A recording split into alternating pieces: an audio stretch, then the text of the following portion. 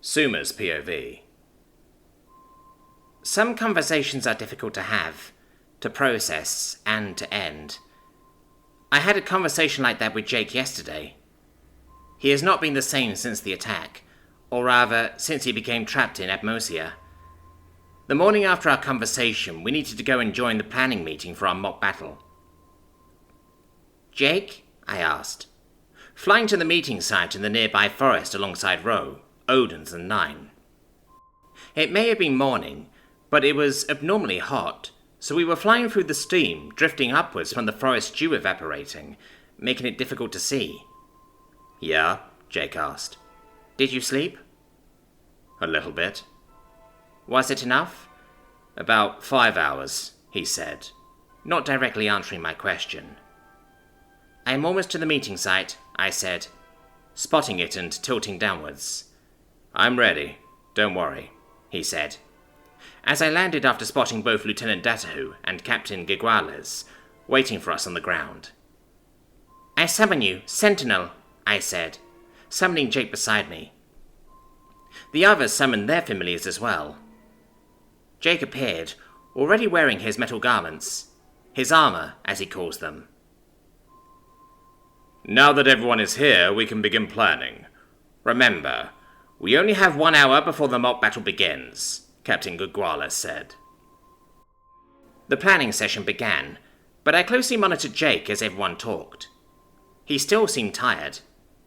Normally, summoning a familiar refreshes them, even heals their injuries to a small extent, but lately it has not worked as well for Jake.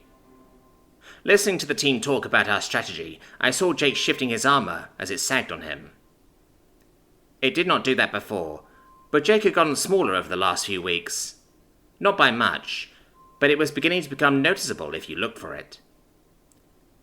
"Sentinel," Lieutenant Datahu said, "I think it would be best if you stayed near the captain and myself. Your ability to contact Private Suma over distance will be invaluable."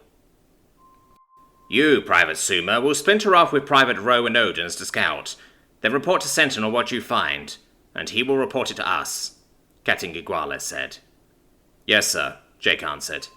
"However, if the goal of the battle is to eliminate targets, shouldn't I—" The captain cut him off. "No.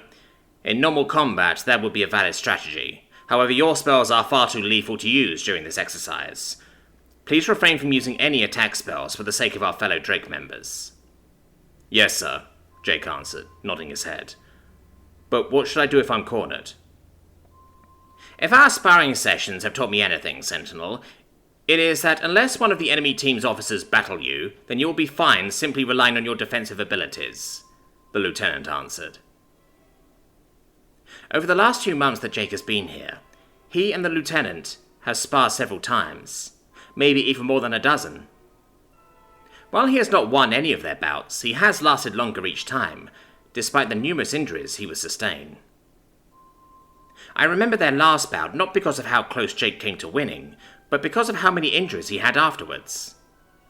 There were holes the size of Gimlin seeds all across his body, always between the gaps of his armor. At times I even wondered if he would lose his appendages, but he always made a full recovery. I asked him why he did not give up the match once, and all he said was that he needed to get used to it. "Remember your training, team. Use the RARR tactics we taught you to disorientate the enemy.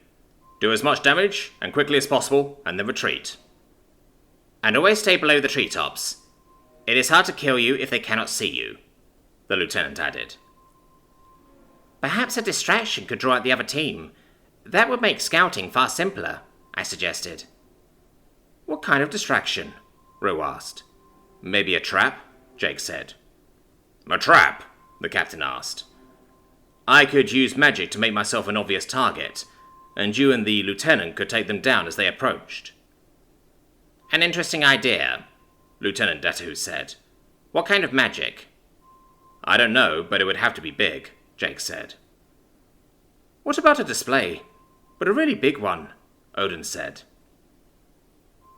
Ro hits him with the back of her wing in his chest, making Odin's nearly fall over. "Do not be so crass, this is serious." "Oh, I was being serious. Jake, have you ever played Display Dominance?" Odin's asked. Nine shook his head. and continued to listen quietly as Odin's explained what he meant. We all knew Odin's loved the game and played it with other teams after training was over, mostly because none of us enjoyed it. I think Suma told me about this one, but I don't... Jake started to ask, but the captain interrupted.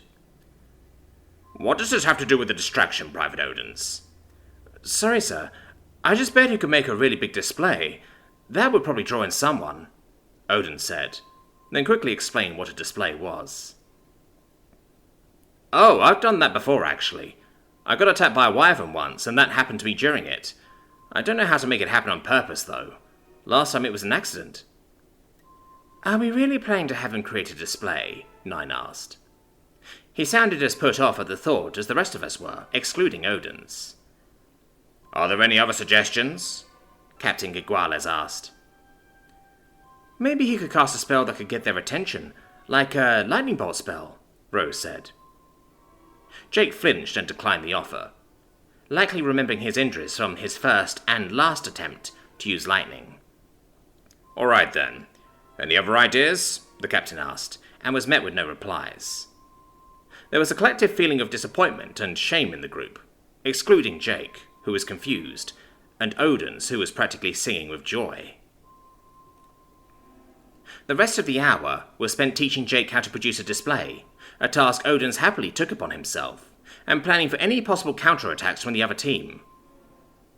We knew the hour was expended when a large bolt of blue magic streaked across the orange sky and pink clouds, then exploded with a sound like thunder. All right, scouts, get moving, Captain Giguales said.